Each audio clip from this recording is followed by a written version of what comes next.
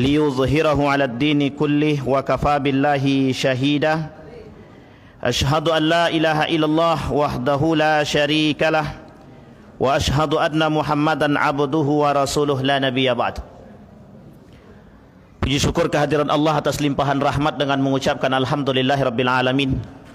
Bersalawat kepada Nabi dengan mengucapkan Allahumma salli ala Muhammad wa ala ali Muhammad fil alamin innaka Hamidum Majid. Ya ayyuhan nasu taqu rabbakumul ladzi khalaqakum min nafsin wahidah wa khalaqa minha zawjaha wa batha minhuma rijalan katsiran wa nisaa'a wattaqullaha alladzi tasaaluna bihi wal arham innallaha kana 'alaikum raqibah. Bapak Ibu sekalian yang berbahagia, bagaimana kabarnya di maghrib ini? Sehat? Sudah makan semua? Kalau belum makan, makanlah dulu biar tak sakit kepala awak. Baik, di maghrib hari ini atau di maghrib ini kita akan coba mengkaji bareng-bareng. Ada beberapa hal di dalam Al-Quran, begitu juga dalam hadis Nabi. Setidaknya di dalam ayat Al-Quran itu, di dalam Al-Quran itu ada 4 karakter atau sifat orang-orang jahiliyah. Dalam hadis Nabi juga ada 4 karakter setidaknya yang diriwayatkan oleh Abu Malik, karakter atau sifat orang-orang jahiliyah. Yang sifat-sifat jahiliyah ini masih diadopsi oleh sebagian kalangan pada masa saat ini. Maka disebut dengan New Jahiliyism, atau bahasa lainnya Neo Jahilism, atau bahasa lainnya Jahiliyah modern atau Jahiliyah gaya baru. Jadi kalau ada namanya Neo Khawarij, sekarang ada namanya Neo Jahiliyah, Jahiliyah gaya baru atau Jahiliyah modern. Sebelum kita bahas, saya mengungkap satu syair, satu pepatah yang ditulis oleh seorang Profesor Dr. Naqib Al-Attas. Beliau berkata begini dalam syairnya itu. Kata beliau, Muslim terikat belenggu kafir, akhirat luput, dunia tercicir. Budaya jahil luas membanjir, banyak yang karam tiada tertaksir. Nah, ini bukan pantun tapi puisi kalau tak salah. Barus dan singkel, pasai dan ranir, silam ditelan, masanan mangkir, lupa jawaban dihafal mahir, bagi menangkal mungkar dan nangkir. Nah, ini satu tulisan yang dikemas oleh Profesor Dr. Sayyid Naqib Al-Attas, orang Bogor yang sekarang tinggal di Malaysia. Dinukil dalam kajian Dr. Associate Profesor Dr. Samsudin Arif dari INSIS, kemudian yang di bawah naungan Profesor Dr. Hamid Fahmi Zarkasi. Apa yang ingin saya angkat dalam tulisan ini dan pada maghrib hari ini, bagaimana cara kita menghindari karakter-karakter jahiliyah di masa modern. Zaman dulu jahiliyah itu diartikan orang bodoh, orang yang tidak mengerti agama, tidak mengerti budaya, tidak mengerti sosial politik dan lain sebagainya. Tetapi orang sekarang mengerti budaya, mengerti politik, mengerti agama. Di mana letak perbedaannya? Kalau sekarang orang mengerti, kalau dulu orang tak mengerti. Terletak pada unsur pengetahuan. Sekarang di mana letak jahiliyah modernnya? Itu yang kemudian mau kita kupas. Seorang penulis buku menuliskan begini dalam bukunya itu. Lima ta'akharal muslimuna wa taqaddamul awrubah.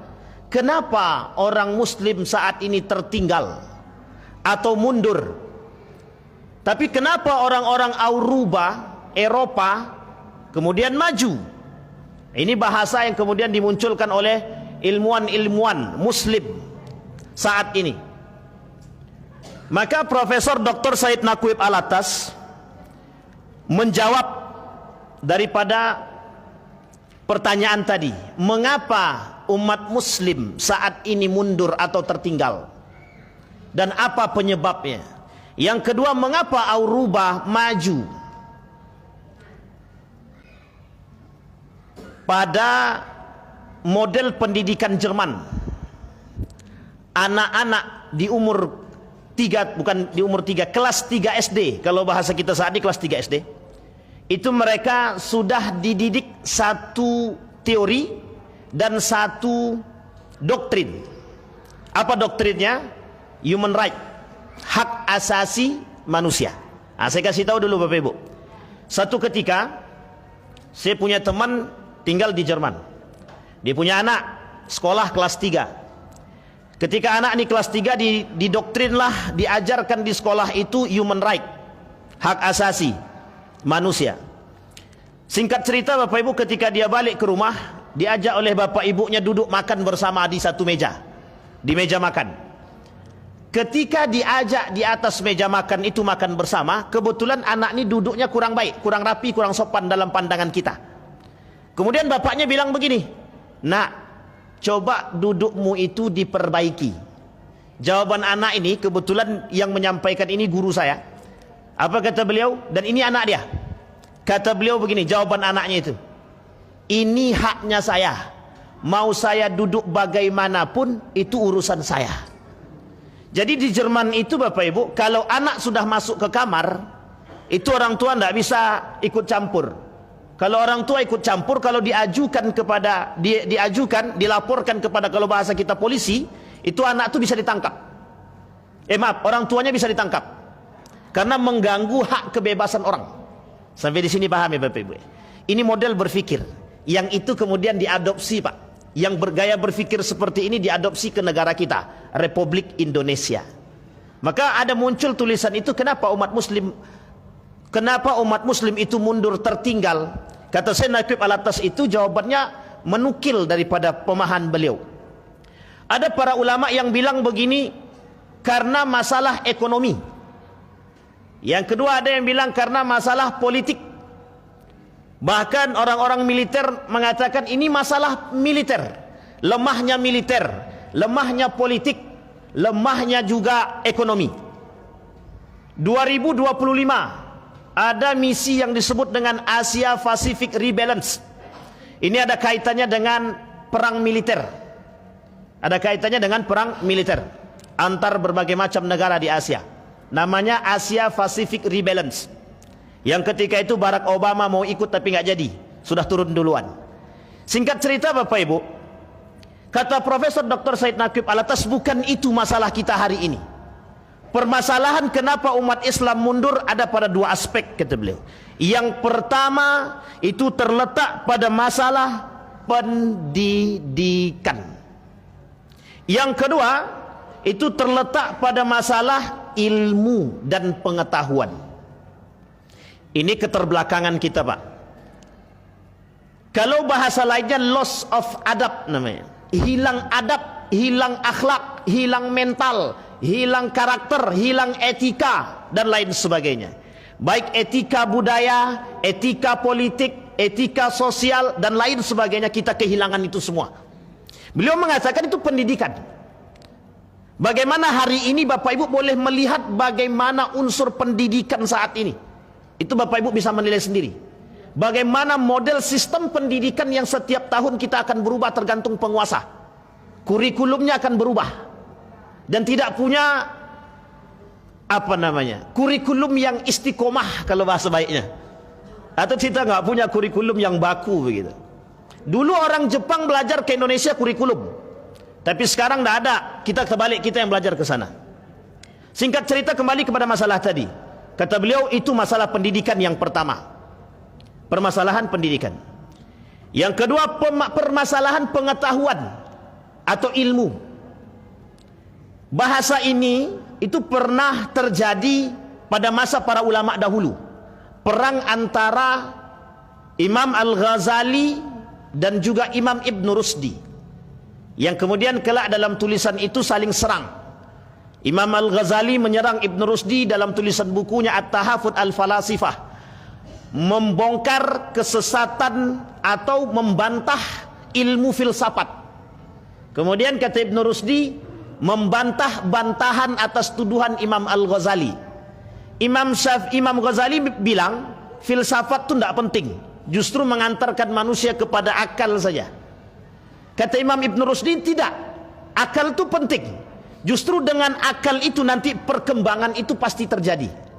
Jadi dua-duanya sama-sama betul atau sama-sama salah. Kalau ada yang berani menyalahkan berarti lebih pintar dari Ibn Rusdi.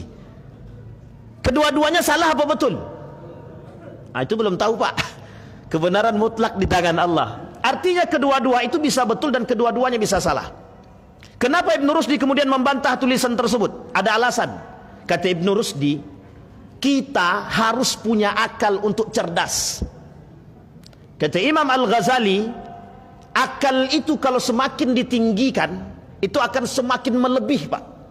Sehingga mohon maaf, kenapa Imam Ghazali pindah menjadi tasawuf atau menjadi seorang yang sufi?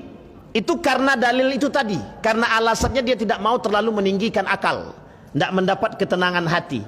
Tapi justru Ibn Rusdi ketika mati dalam keadaan terasingkan di kampungnya, ketika dibuat fitnah oleh sekelompok ilmuwan Eropa gara-gara ilmunya, sehingga ilmu yang diberikan oleh Ibn Rusdi itu diselewengkan oleh orang-orang ilmuwan Eropa. Bahasa itu kemudian disebut dengan menghilangkan nilai-nilai agama dalam ilmu. Apa yang terjadi saat ini itu dia. Ilmu yang berkembang saat ini itu nilai-nilai agama yang terkandung di dalam ilmu tersebut dihilangkan secara perlahan. Hari ini kita digeserkan dari nilai-nilai dan norma, sehingga nilai-nilai dan norma-norma tersebut itu hilang dari ilmu yang kita dapat. Dan ini Bapak Ibu, itu adalah program yang dibangun oleh kaum orientalis untuk merusak kita. Nah, ini bagian daripada apa? Tradisi jahiliyah. Apa namanya? Tradisi jahiliyah.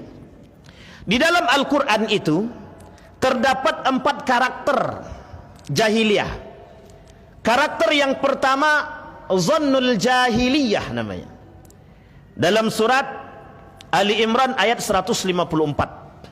Allah berkata begini, wa ta'ifatun qad ahammatuhum anfusahum yadhunnuna billahi ghairal haqq zannal jahiliyah yaquluna hal lana minal amri min syai' qul innal amra kullahu lillah. Ini apa kaitannya? Ini kaitannya dengan perang Uhud. Ini kaitannya dengan perang Uhud. Jadi ketika dalam perang Uhud itu orang munafik buat rusuh. Apa rusuh yang dia buat? Mengambil harta rampasan, kemudian mengajak pemanah-pemanah yang ada di Bukit Rumat untuk ikut turun mengambil harta rampasan. Ketika harta rampasan itu mereka turun semua, ketika mereka mengambil harta rampasan yang saat ini menjadi kuburan syuhada itu, makam syuhada yang berada di samping masjid syuhada itu, di situ berkumpul umat muslim mengambil harta rampasan. Ketika sedang berkumpul datang para musuh kafir Quraisy, Hindun DKK, Hindun dan kawan-kawan, itu DKK namanya. Dari depan, belakang, kiri, kanan semua mengepung. Posisi ini Bapak Ibu, itu disebutkan di dalam Al-Quran. Apa yang disebutkan oleh Allah di dalam Al-Quran?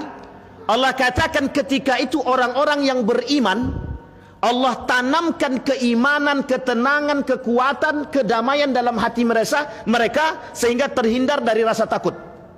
Tapi kemudian ada kelompok yang kedua yang disebut dengan kelompok munafik.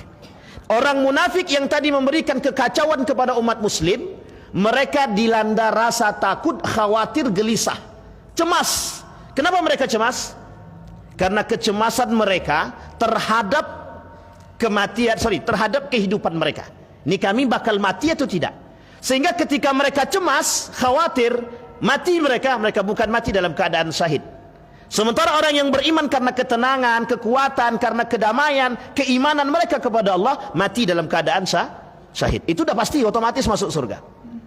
Singkat cerita Bapak Ibu, Apa yang dilakukan oleh orang-orang jahiliyah ketika itu, orang-orang munafik ketika itu, orang-orang Yahudi ketika itu? Mereka berfikir, berprasangka kepada Allah bahwa Allah ini dan Rasulnya tidak benar. Apa maksudnya tidak benar? Mereka melakukan prasangka buruk terhadap Allah. Mereka berprasangka tidak baik kepada Rasulnya, sehingga mereka kemudian mengatakan Allah dan Rasulnya Muhammad dusta. Sampai di sini paham Bapak Ibu? Hari ini ada karakter-karakter ketidakpercayaan kita terhadap Allah dan Rasulnya itu ada. Ada namanya ingkar sunnah. Ada orang-orang liberal yang tak percaya kepada Allah. Mungkin mereka percaya kepada Allah tapi mereka tak menjalankan syariatnya Allah.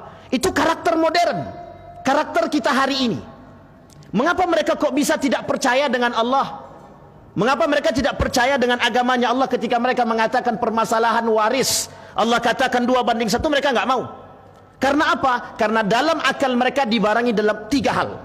1, keadilan. Mereka anggap Allah tidak adil. Mereka anggap Rasul tidak adil. Mereka anggap bahwa Allah dusta. 3. Apa yang ada dalam pikiran mereka sama seperti apa yang ada dalam pikiran kaum orientalis untuk merusak kita. Dan kaum orientalis turunkan ilmu itu kepada generasi-generasi muslim yang belajar ke sana. Apa yang mereka lakukan? Bahasa lainnya cuci otak. Apa yang terjadi pada mereka? Kita tidak mengatakan diskriminasi ilmu, bukan. Dan kita tidak menolak ilmu yang lain. Tetapi kita ingin katakan orang-orang yang kemudian meninggikan akal yang disebut dengan kelompok rasionalis itu akan menjadikan akal Tuhan bagi mereka. Sampai di sini paham Bapak Ibu? Itu bahasanya saat ini. Kalau ilmu agama itu justru akan menghilangkan perkembangan peradaban. Jadi agama harus disingkirkan dulu, biar kalau sudah berkembang baru agama masuk. Terbalik. Jadi kita tidak tahu lagi bahasa agama itu, kita nggak tahu. Sampai sini paham Bapak Ibu ya? Baik. Itu tradisi jahiliyah. Orang jahiliyah zaman dulu itu mereka nggak ngerti, nggak tahu. Yang mereka sembah apa? Mereka paganisme. Agama mereka Yahudi, Kristen, paganisme. Agama paganisme ini apa? Menyembah berhala yang mereka buat sekeliling Ka'bah, mereka sembah. Kalau mereka bosan, mereka hancurkan, kemudian mereka bangun yang baru. Itu yang terjadi pada siapa? Kepada umatnya Nabi Musa dan Harun. Ketika Nabi Musa diangkat ke atas untuk mengambil regulasi agama tentang ketauhidan, tinggal Harun. Mereka katakan kami bosan dengan keadaan seperti ini. Kami bosan dengan keadaan seperti ini. Singkat cerita apa yang terjadi? Harun didiskriminasi. Apa yang terjadi? Para orang-orang yang ada di sekitar itu, pengikut Harun ketika itu, berubah haluan. Yang tadinya menyembah Allah, kemudian berbalik menyembah patung, binatang. Sampai di sini paham Bapak Ibu? Gaya berfikirnya itu sekarang sama. Mungkin orang-orang yang tak beriman merasa bosan dengan keimanan mereka atau merasa bosan dengan keislaman mereka karena mereka menganggap tidak ada inovasi dalam agama. Bahasa ini kemudian dinalar oleh akal. Betul, tidak ada inovasi dalam agama itu, sehingga muncul inovasi-inovasi yang baru dalam beragama. Mohon maaf, contohnya Islam, agama moderasi, Islam Nusantara dan lain sebagainya. Kita harus sampaikan karena ada proyek di balik itu yang harus disampaikan untuk mengatakan kepada manusia, apa yang Anda pakai jangan Anda bawa ke sini. Anda orang timur jangan bawa ke sini. Mohon maaf, bukan timur ya, Timur Tengah. Ini budaya Timur Tengah jangan dibawa ke sini, sehingga dikatakan bahwa kerudung itu budaya Arab, jilbab itu dianggap sebagai budaya Arab. Sehingga apa yang mereka lakukan dalam gaya berfikir mereka dengan nalar akal mereka, itu budaya yang harus diadopsi, yang tidak boleh diadopsi. Ini perang budaya namanya. Sampai di sini paham Bapak Ibu? Baik, itu yang pertama. Ini agak-agak ringan atau berat? Kita ringankan habis ini. Tenang Bu. Artinya yang pertama itu, ada orang-orang yang berprasangka kepada Allah dengan prasangka yang tidak baik. Banyak Bapak Ibu orang-orang yang berprasangka kepada Allah dengan tidak baik. Mereka su'udzon kepada Allah. Mereka berkata bahkan Allah itu tidak adil terhadap mereka. Allah tidak adil terhadap orang-orang yang lain. Mohon maaf, ketika kita mengatakan umat muslim masuk surga, non muslim masuk neraka, Umi kan nggak terima. Apa alasan tidak terima? Sama-sama manusia, tolak ukurnya kan kebaikan. Ini yang kemudian menjadi masalah kita hari ini, Bapak Ibu. Karena bahasa kebaikan menuju Tuhan yang satu hanya cara untuk menuju Tuhannya saja yang berbeda. Oh, itu bahasa yang paling mudah dicerna oleh akal, tapi bahasa yang paling merusak akidah. Kita ulangi sekali lagi. Menuju Tuhan yang satu hanya saja butuh metode yang berbeda-beda, cara yang berbeda-beda. Saya tak mau ungkit agama yang lain, tapi begitu bahasa di dalam agama. Laqad kafara alladziina qalu innallaha tsalitsun tsalatsa. Kafir kata Allah, masuk neraka. Laqad kafara alladziina qalu innallaha tsalitsun tsalatsa. Itu udah jelas tuh. Sudah pasti masuk neraka, dan mereka kafir yang mengatakan bahwa Allah itu tiga. Kan tidak mungkin. Dan ini bahasa, Pak. Artinya sekalipun cara yang mereka anggap untuk menempuh Tuhan yang satu, tapi ingat dulu ini bahasa siapa? Orang kafir turun surat Qul ya ayyuhal kafirun, apa sebab turun? Hari ini aku menyembah Tuhanmu wahai Muhammad, besok engkau menyembah Tuhan kami. Apa kata Nabi? Lakum dinukum. Jelas, Pak. Zaman dulu jelas dengan model seperti ini, akidahnya jelas. Agamamu agamamu, agamaku agamaku. Sekarang tidak. Dianggap semua agama betul. Jadi nalar logika ini memberikan kebebasan bagi setiap orang untuk memunculkan aliran apapun, termasuk aliran sesat. Dan nggak perlu dikaji itu. Dah sekian banyak orang yang mengkaji aliran sesat yang terbaru saat ini itu. Hampir setiap media bahas aliran sesat, aliran sesat. Tapi kenapa harus dikaji? Kenapa harus disampaikan? Biar tak tertipu. Yang sudah sekian kali disampaikan masih tertipu, apalagi kalau tidak disampaikan. Baik. Yang kedua, hukum jahiliyah. Kata Allah dalam Al-Quran itu hukmul jahiliyah. Afa hukmal jahiliyah yabghuna wa man ahsanu minallahi hukman liqaumi yuqinun. Apakah mereka mau mencari hukum jahiliyah? Siapa yang lebih baik hukumnya bagi orang yang yakin? Kita sudah pernah bahas ini, Bapak Ibu, di masjid ini juga. Hukum di Indonesia itu masih merujuk kepada hukum Belanda. Itu mau diakui atau tidak diakui, harus diakui. Nggak bisa nggak diakui. Saya tanya kepada orang-orang pakar hukum, betul enggak hukum kita ini kembali kepada hukum Belanda? Jawabannya sama. Betul. Betul, Pak Eko. Ada Pak Eko di sini. Sebagian kata Pak Eko. Nah, tapi kan ada Pak Eko di sini. Insyaallah aman tuh. Sampai di sini paham, Bapak Ibu. Tapi apakah itu yang dimaksud? Tidak hanya itu yang dimaksud. Yang dimaksud adalah kembali kepada hukum masa jahiliyah. Apa maksudnya? Dulu ada namanya riba. Bapak Ibu tahu riba ya? Riba itu, Bapak Ibu, adalah permainan kaum jahiliyah. Kita ambil satu contoh tradisi jahiliyah yang kemudian diislamkan oleh Nabi. Namanya mudharabah, bagi hasil. Dulu sudah pernah terjadi pada masa kaum jahiliyah.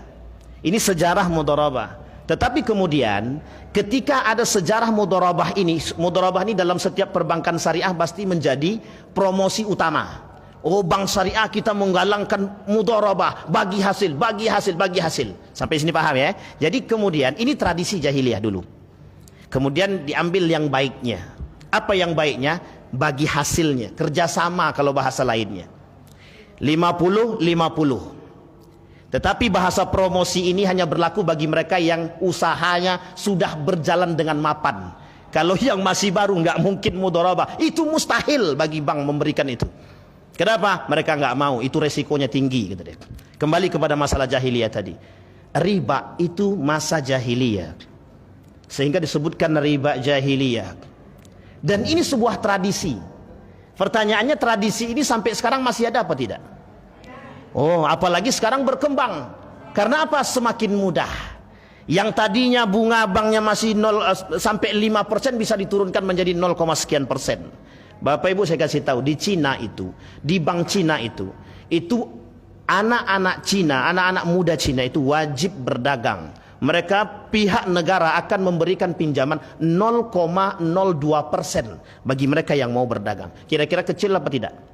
Itu kecil banget, Pak. Sampai sini paham ya Bapak Ibu? Baik. Dan itu tradisi yang tidak bisa dihilangkan sampai saat ini. Kenapa tak bisa dihilangkan? Dengan dalih yang lain, banyak alasannya. Kami butuh motor, Ustaz. Kami butuh mobil, Ustaz. Kami butuh ini, Ustaz. Sekarang pertanyaannya, ada enggak bank syariah sekarang? Sekarang kalau ada bank syariah, kenapa enggak pindah ke bank syariah? Sama aja, bukan masalah sama aja. Kalau Anda berani pindah ke bank syariah, setidaknya Anda sudah menjalankan hukum syariat itu. Itu pertama. Susah ribet, ini bukan masalah susah ribetnya. Anda mau masuk surga apa neraka, itu saja. Tidak ada yang lain, tidak ada. Tidak ada pilihan yang lain. Orang yang minjam ke bank mesti riba sudah habis. Fatwa Majelis Ulama Indonesia haram. Selesai. Pertanyaannya mengapa masih belum bisa berubah? Karena masih ada kaitannya. Pemerintah pun main begitu. Coba kalau pemerintah berani mengambil kebijakan cut semua, tidak mungkin, Pak. Sampai di sini paham Bapak Ibu ya. Ini permainan. Di sini baru ada unsur politiknya. Akhirnya tradisi menjadi besar.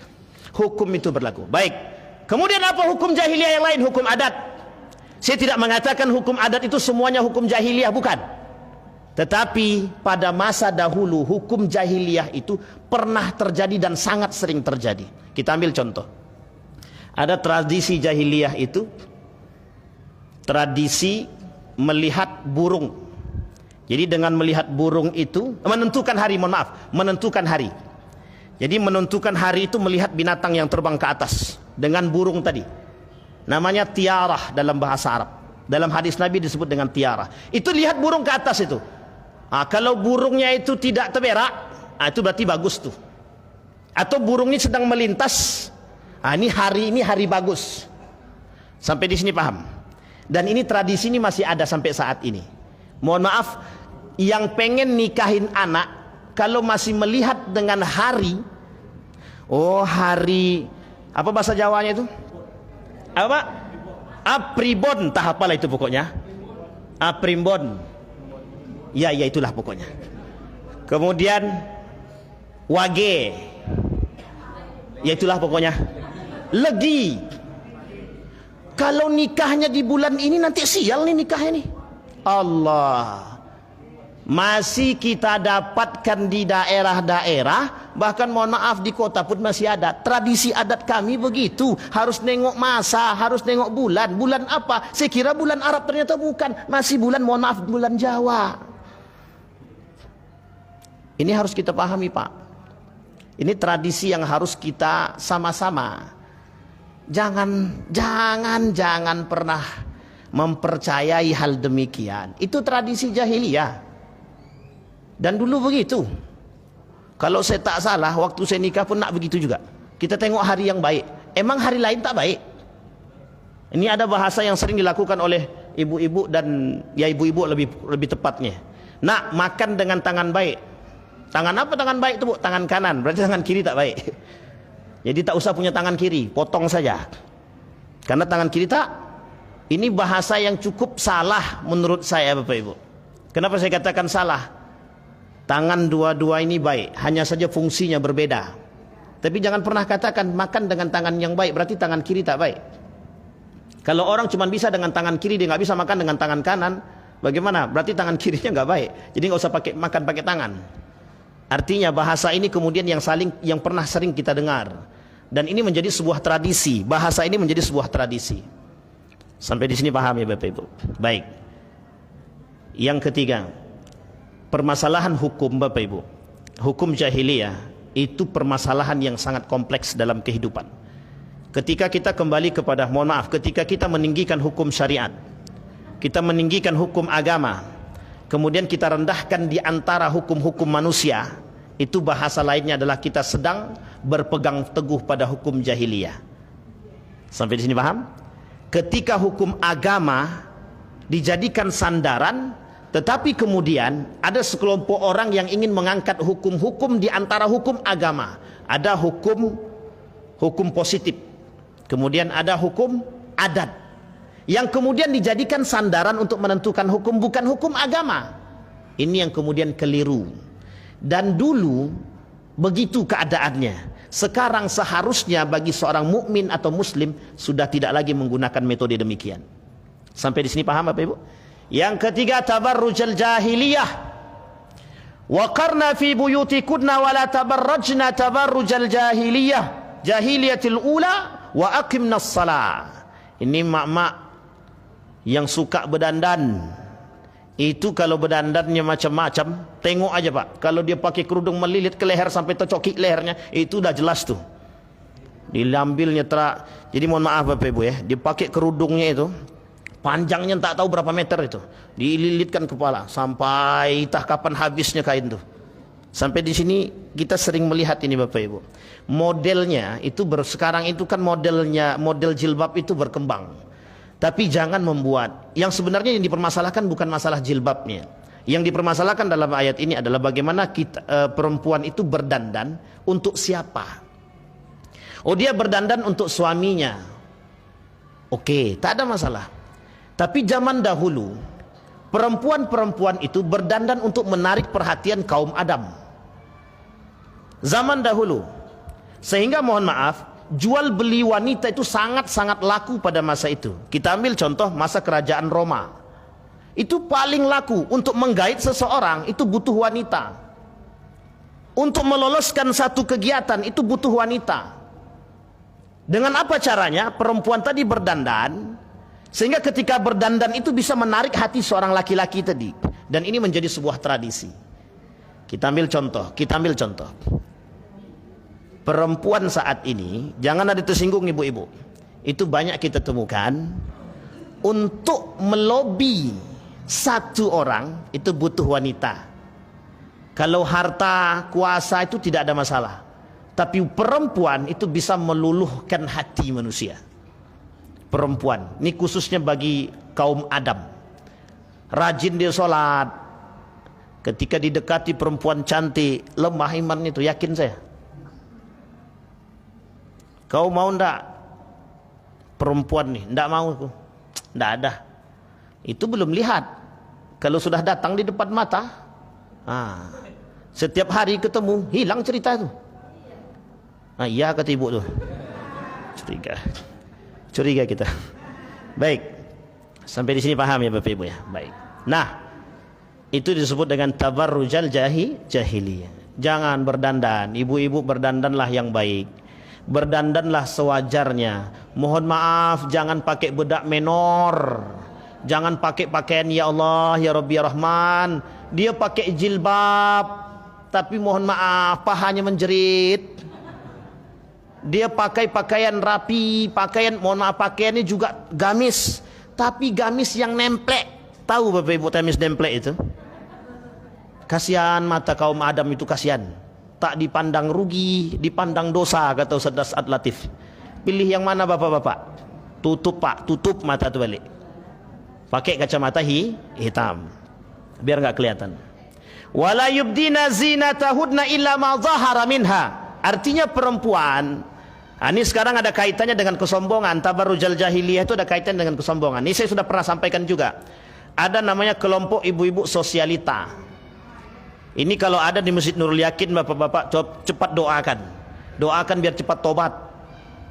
Itu ibu-ibu sosialita, itu tidak ada tujuan lain selain dari pamer itu. Yang tidak suka tidak apa-apa. Itu tidak ada tujuan lain selain daripada pamer. Apa yang mereka pamerkan? Emas berlian di leher, di tangan kalung sekian gram, bawa tas mahal puluhan juta. Tujuannya apa? Pamer, tidak ada yang lain. Satu ketika saya pernah ngisi kajian di ibu-ibu sosialita, tidak ada satupun yang bawa Honda, semuanya bawa mobil, kecuali saya. Awak tok yang pakai Pak, yang lainnya pakai mobil. Dan saya bilang ini tanda akhir zaman. Saya bilang sama ibu-ibunya, salah satu tanda akhir zaman itu manusia muncul berlomba-lomba untuk mencari kekayaan, hubbud dunya. Dan mohon maaf, tanafusud dunya. Mereka juga saling berlomba-lomba mencari dunia untuk pamer dengan kekayaan yang mereka miliki. Dan itu menjadi sebuah kehidupan. Dan yang paling berbahaya lagi dari kaum-kaum seperti ini adalah mereka tidak mau berbaur dengan orang-orang yang rendahan dari mereka. Dan itu yang disebut dengan konglomerasi, sistem konglomerasi. Apa itu? Yang kaya harus kaya, yang miskin harus miskin. Yang kaya berbaur dengan yang kaya, yang miskin berbaur dengan yang miskin. Sehingga yang terjadi apa? diskriminasi. Sampai di sini paham Bapak Ibu? Baik. Yang terakhir, yang keempat, disebut dalam Al-Quran itu hamiyatul jahiliyah. Apa disebut dengan hamiyatul jahiliyah? Fanatisme golongan dan menolak kebenaran kelompok lain. Ini tidak ada kaitannya menyinggung siapapun, tapi cuma membacakan daripada ayat Al-Quran. Kata Allah, salah satu karakter orang-orang jahiliyah itu ketika itu adalah mereka fanatisme terhadap apa? Terhadap golongan mereka, terhadap nasab mereka, terhadap mereka menolak kebenaran-kebenaran yang lain. Ini Bapak Ibu saya kasih tahu biar kita adem sedikit. Siapapun mereka, siapapun itu gelarnya, apapun itu, apa namanya itu? Kalau orang Medan itu Sibolga, kemudian Hutapea, oh Marga ya, Marga namanya, Marga. Kemudian ada namanya Alaidrus, ini garis keturunan Nabi ya, Habaib dan lain sebagainya. Pokoknya Bapak Ibu, ada orang fanatik terhadap NU salah, fanatik terhadap Muhammadiyah salah, fanatik terhadap ini kita bilang aja langsung, ini kan fanatik. Fanatik ini berbahaya, dampaknya berbahaya. Mereka tidak akan menerima kebenaran yang lain, itu nggak akan terima, tidak akan mereka terima. Karena bagi mereka kalau sudah fanatik, itu penyakit yang timbul dalam hati adalah membenarkan kelompok sendiri, menyalahkan kelompok yang lain. Itu sudah mesti begitu. Itu hukum fanatik. Fanatik yang benar itu adalah menjalankan nilai-nilai yang terkandung dalam organisasi tersebut dan berlapang dada dengan kebenaran yang lain. Andai kata itu sebuah kebenaran. Sampai di sini paham ya Pak Ibu. Tapi sekarang ini menonjolkan nasabnya masing-masing. Tolong, yang cinta kepada para habaib cintalah, tapi jangan berlebihan. Yang cinta kepada marga cintalah, tak ada masalah, tapi jangan berlebihan. Yang cinta pada kelompok cintalah, tapi tak usah berlebihan. Sampai di sini paham? Karena ada kaitannya, ada. Apa dampak perbuatan itu ketika fanatisme ini kemudian dibalut atau kemudian ditanam atau kemudian dijaga oleh mereka, itu akan merusak. Kita ambil contoh Quraisy itu tidak akan menerima golongan yang lain yang lebih rendah daripada mereka. Mereka nggak akan terima. Umar bin Khattab dari Bani Adi itu tidak pernah diterima oleh Bani Quraisy, itu nggak pernah diterima. Nggak pernah. Dari keluarganya Abu Talib, dari keluarganya Abu Lahab, dari keluarganya Abu Jahal, dari keluarganya Abu Qasid, Abu Hisham, tidak. Karena apa? Mereka menganggap keluarga, turunan, nasab, kunyah daripada Umar bin Khattab ini tidak ada sama sekali berharganya di hadapan mereka. Kenapa? Karena dianggap orang-orang rendahan. Dianggap orang rendahan. Dan ini menjadi masalah. Apa masalahnya? Masalah yang timbul adalah kita merendahkan orang lain. Oh, ini kalau bupatinya bukan dari golongan kami, salah nih. Sampai sini paham? Sama itu yang dilakukan oleh kaum Yahudi. Makanya kaum Yahudi kenapa tidak terima ketika Nabi Muhammad SAW jadi Nabi? Salah satu alasan kebencian mereka adalah karena dia bukan dari golongan kaum Yahudi atau kaum Israel. Itu alasan yang lain. Dan termasuk alasan yang paling kuat karena Nabi Muhammad bukan dari golongan mereka. Tapi kalau dari golongan mereka, mereka akan nurut, akan mau. Sampai di sini paham Bapak Ibu ya? Baik. Nah, kemudian Nabi mengatakan, arba'un fi ummati minal amri al-jahiliyah la yatruknahudna. Kata Nabi, kelak di akhir zaman itu, kata Nabi, ada 4 daripada karakter atau sifat jahiliyah yang terus mereka perturutkan, dan mereka tidak mau meninggalkan itu sampai nanti, kata Nabi. Yang pertama, al-faqru fil ahsab, membanggakan jasa, kelebihan dan kehebatan nenek moyang. Nenek moyang kami dulu begini. Ini ada Pak? Ada. Kata dia, ketika sedang memotong hewan kurban itu, kepala itu harus dibagi kepada jagal. Nenek moyang dulu begitu, dia ikutilah itu, padahal itu salah. Itu salah. Kemudian apa yang mereka lakukan? Yang mereka lakukan, mereka ikuti. Ketika kita memberikan kebenaran kepada mereka, mereka tolak. Nenek moyang kami dulu tidak begini. Kami mengikuti nenek moyang kami dahulu. Nenek moyang kami dahulu lebih berharga dan lebih pintar daripada yang sekarang. Nah, ini bahasanya Bapak Ibu. Sehingga tradisi jahiliyah, tradisi zaman dahulu itu lebih dipegang daripada zaman sekarang. Apakah mereka tidak pernah mempelajari? Mungkin mempelajari. Ada dua kemungkinan di sini Bapak Ibu. Ketika tradisi orang-orang dahulu, bisa jadi kita yang sekarang salah paham terhadap memahami tradisi yang mereka bangun. Bisa jadi memang tradisi yang mereka bangun salah karena belum sampainya pengetahuan. Itu sangat mungkin. Tetapi ketika sesuatu yang tidak mereka ketahui sampai ke tangan mereka, itu tidak bisa dihakimi. Artinya, sekalipun dia salah, tapi karena ketidaktahuan itu dimaklumi. Tetapi kalau mereka sudah tahu, tapi mereka menjalankan yang salah, di sini kemudian yang menjadi masalah.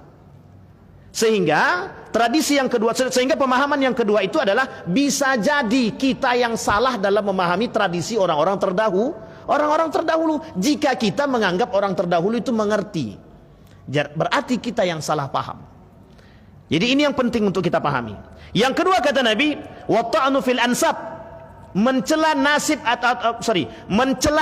atau garis keturunan. Nah, ini yang terjadi saat ini Bapak Ibu. Dalam tulisan lain itu begini.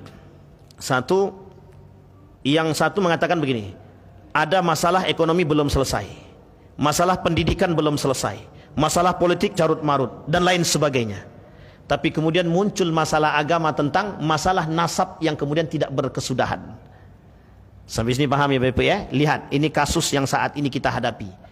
Betapa mudahnya pola pikir masyarakat kita dipengaruhi dengan isu, mohon maaf, isu perpecahan. Isu perpecahan.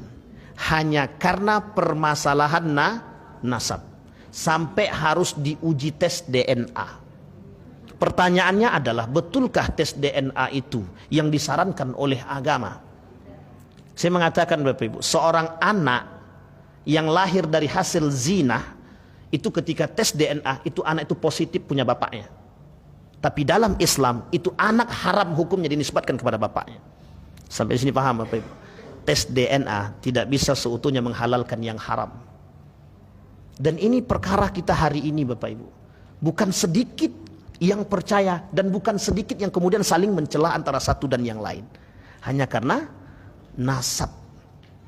Yang ketiga, menisbatkan hujan disebabkan oleh bintang tertentu. Ini kalau bintang-bintang itu kan ada namanya Bapak Ibu. Apa namanya bintang apa? Bintangmu apa? Sagittarius, Capricorn. Kalau Capricorn itu mesti orangnya pemarah. Itu udah kafir kita tuh Bapak. Udah syirik kita tuh, udah habis. Pokoknya yang kayak gitu-gitu tak usah diikuti. Itu syirik. Dan itu munculnya pada masa Yunani kuno, yang kemudian diadopsi oleh tradisi-tradisi setelahnya. Dan yang terakhir, niyahah, meratapi mayat atau meratapi kematian. Maksudnya bagaimana meratapi mayat ini? Ini kemudian sudah pernah disampaikan oleh Nabi dalam hadisnya. Ada seorang perempuan yang dilaknat oleh Allah karena mereka meratapi kematian suaminya yang berlebihan. La'anallahu zawaratul kubur. Allah melaknat wanita-wanita yang ziarah kubur. Hadis ini itu khusus bagi perempuan, dengan sebab turutnya adalah perempuan yang datang ke kuburan kemudian meratapi yang mati itu, jenazah tersebut, dengan berlebihan. Sehingga Nabi melihat perempuan tersebut, kemudian Nabi katakan la'anallah zawaratul kubur. Nabi melaknat perempuan-perempuan yang ziarah kubur. Tenang ibu-ibu, hadis ini terkait dengan sebab. Apa sebabnya? Ketika itu Nabi melihat seorang wanita datang ke kuburan menangis meratapi. Kemudian Nabi katakan, orang itu kata Nabi akan, kalau seperti itu gayanya, itulah yang dilaknat oleh Allah Subhanahu wa ta'ala. Tapi kemudian Aisyah pernah datang kepada Nabi untuk melihat pamannya. Kemudian hadis yang lain, kemudian Nabi membolehkan bagi Aisyah untuk ziarah kubur. Itu dalil yang kedua bahwa perempuan itu boleh ziarah kubur. Saya kira itu saja, mudah-mudahan bermanfaat bagi kita semua. Mudah-mudahan bisa menjadi tuntunan bagi kita untuk mendapatkan hikmah dari segala perbuatan. InsyaAllah menjadi orang-orang yang saleh dan salehah. Fa'tabiru ya ulil absar la'allakum tuflihun. Assalamualaikum warahmatullahi wabarakatuh.